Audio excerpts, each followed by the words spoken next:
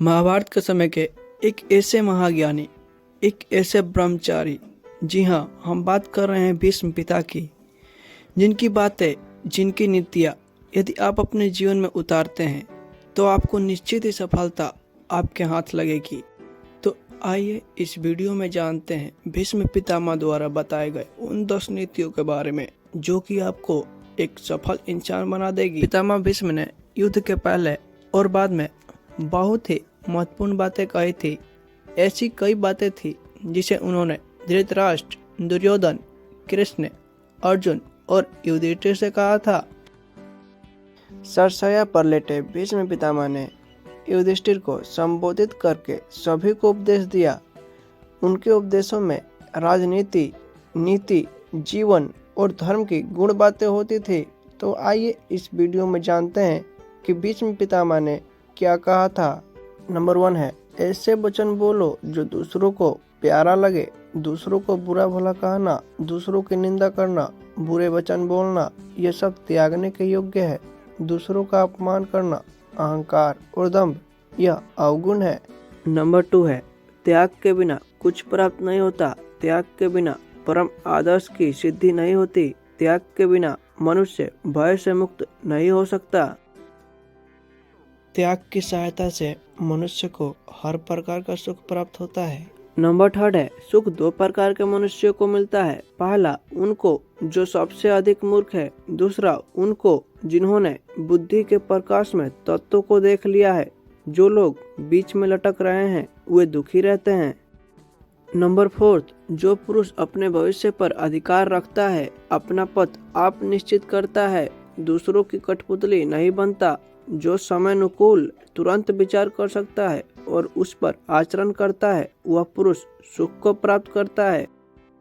Number 5 है, सनातन काल से जब किसी ने स्त्री का अपमान किया है उसका निश्चित ही विनाश हुआ है। भीष्म पितामह ने युधिष्ठिर को बताया कि स्त्री का पहला सुख उसका सम्मान ही है। उसी घर में लक्ष्मी का वास रहता है जहाँ स्त्री प्रसन्न रहती है। जिस घर में स्त्री का सम्मान ना हो और उसे कई प्रकार के दुख दिए जाते हों, उस घर से लक्ष्मी सहित अन्य देवी देवता भी चले जाते हैं।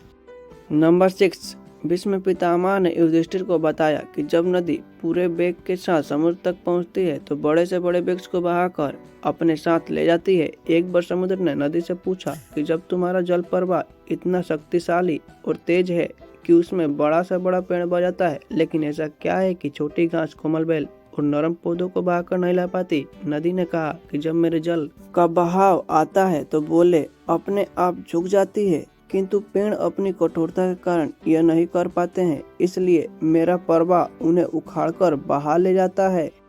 नंबर 7, महाभारत के युद्ध के पहले जब श्री कृष्ण संधि के लिए हस्तिनापुर आए थे तब भीष्म ने दुर्बुद्धि दुर्योधन को यह कहकर समझाया था कि जहाँ श्री कृष्ण है वहाँ धर्म है, उसी पक्ष की जीत होगी। इसलिए बेटा दुर्योधन, भगवान कृष्ण की सहायता से तुम पांडवों के साथ संधि कर लो।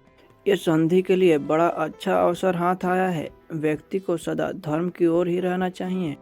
नंबर 8, भगवान श्री कृष्ण की तरह भीष्म पितामह ने भी कहा था कि परिवर्तन इस संसार का अटल नियम है और सबको इसे स्वीकारना ही पड़ता है, क्योंकि कोई इसे बदल नहीं सकता।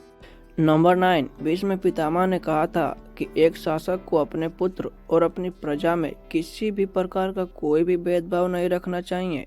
ये शासन में अडिगता और प्रजा को समृद्धि प्रदान करता है। अंतिम बात जो पितामह भीष्म ने कहा था कि सत्ता सुख भोगने के लिए नहीं अपितु कठिन परिश्रम करके समाज का कल्याण करने के लिए होता है।